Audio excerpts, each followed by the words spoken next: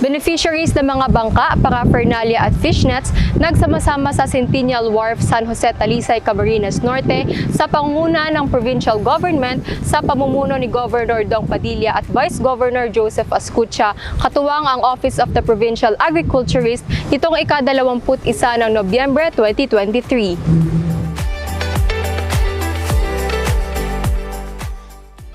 Ayon kay Governor Padilla, sipag-tiyaga at malasakit ang tangi niyang hiling mula sa mga mangingisda upang mas mapabuti pa ang kanilang kalagayan.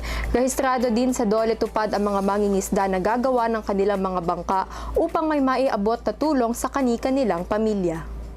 Sarili na kayong bangka, may uuwi na kayo, meron na kayong gagamitin panghanap buhay, pero hindi naman po namin papayagan ni Vice Governor Joseph na ang pamilya nyo ay magugutom.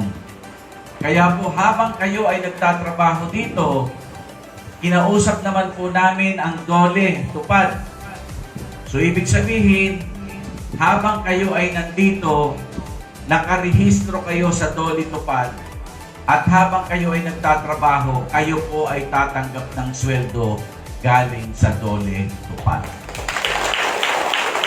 Yung mga nakatanggap naman ng Dole Tupad, kayo naman ay sagot naman ng local government. Hindi ko naman kayo papayagang magugutom, ha? Katulad nga po ng binanggit ko kanina, unang-una, hinihingi ko, pagmalasakitan ninyo. Pangalawa, i-mantener ninyo. Pangatlo po, ariin ninyong inyo. Pang-apat po, huwag nyong gamitin sa illegal. At panglima, ang pag-iusap ko, huwag nyo naman pong ibenta.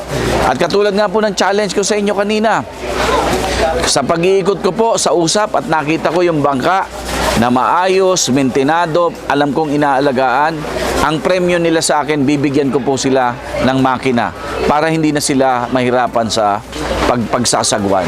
Yun lang po, kailangan natin kasing medyo i-challenge ang taong bayan na kung saan we have to do our part, they have to do their own part. Ika nga po.